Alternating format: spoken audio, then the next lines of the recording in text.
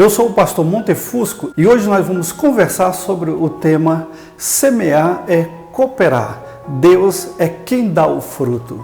O nosso texto básico que nós vamos estar abordando nesse nosso estudo se encontra em 1 Coríntios capítulo 3 e versículo 6, que diz: Eu plantei, Apolo regou, Deus deu crescimento. Vamos ao nosso estudo. Inicialmente vamos recordar o significado da palavra cooperar.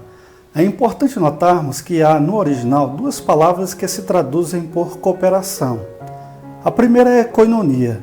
Esta palavra expressa aquilo que é comum a duas ou mais pessoas.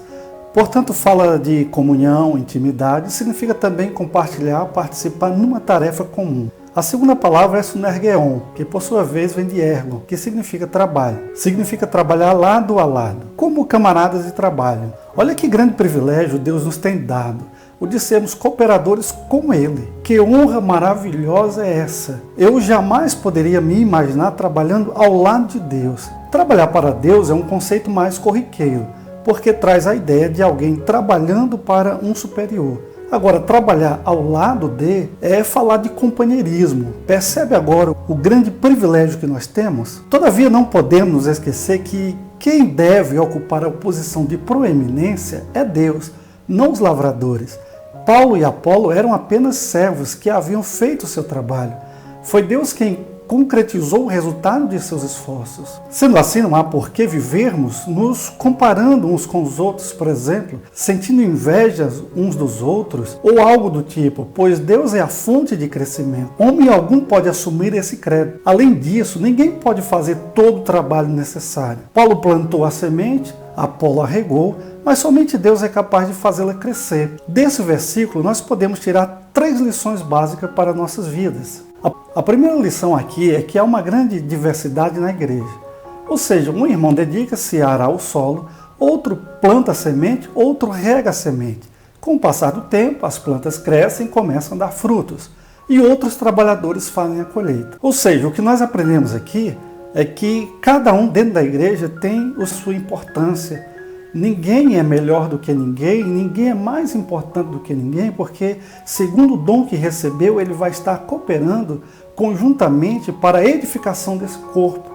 A segunda lição é que deve existir entre nós unidade nos propósitos. Qualquer que seja o trabalho que uma pessoa realiza para o Senhor, ainda assim faz parte da colheita. Ora, o que planta e o que rega são um, diz Paulo em 1 Coríntios 3,8. O que aprendemos aqui é que Paulo, Apolo e Pedro não competiam entre si. Cada um realizava sua incumbência sob o senhorio de Jesus Cristo. Apesar de haver diversidade no ministério, também há unidade em seu propósito. E deve haver, igualmente, unidade de pensamento. Será que você está realmente cooperando para que todos cresçam? Ou só está se importando com as suas próprias necessidades, os seus próprios desejos? Você gostaria que o culto fosse assim, você gostaria que a igreja fosse daquele outro jeito, você gostaria, enfim, quais são suas cobranças? Mas será que você está se colocando, dizendo ao Senhor: eis-me aqui, Senhor, faz de mim um instrumento útil e abençoador nesta obra?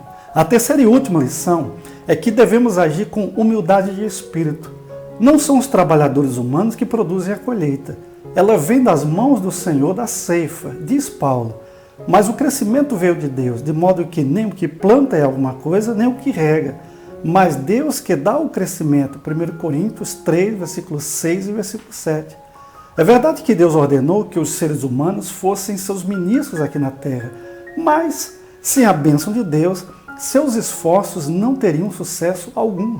Vemos Jesus expressar a mesma ideia no relato de João, capítulo 4, 34 a 38, quando ele diz que o semeador e o segador não apenas trabalham juntos, mas um dia se regozijarão juntos e receberão suas recompensas. Não pode haver ministérios isolados, pois cada irmão participa do trabalho do outro. Tive, por exemplo, o privilégio de levar a Cristo pessoas que eu não conhecia, mas em cujo coração outros haviam lançado a semente. E cada um receberá o seu galardão segundo o seu próprio trabalho, diz Paulo em 1 Coríntios 3,8. O que as pessoas pensam de nosso trabalho não importa muito. O mais essencial, o mais importante é o que Deus pensa do que nós estamos fazendo. Nossa recompensa não deve ser o louvor dos homens, mas o muito bem do nosso Senhor, o Senhor da ceifa. Os que servem a Deus devem estar sempre cuidando do solo, que é a igreja. É preciso diligência e trabalho árduo para produzir uma colheita. Um crente indolente é como um agricultor preguiçoso, sobre o qual Salomão fala em Provérbios 24, 30 ao versículo 34. Satanás está ocupado semeando discórdia, mentiras. E nós devemos estar ocupados preparando o solo, plantando a boa semente, que é a palavra de Deus.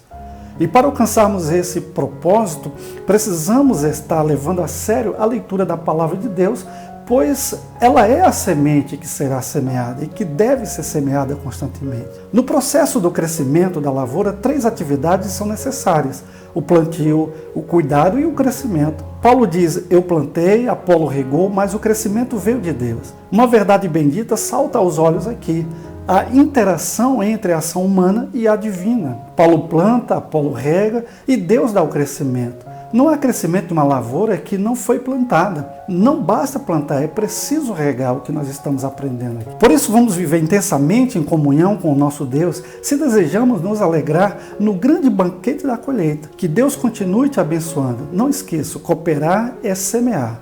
Até a próxima.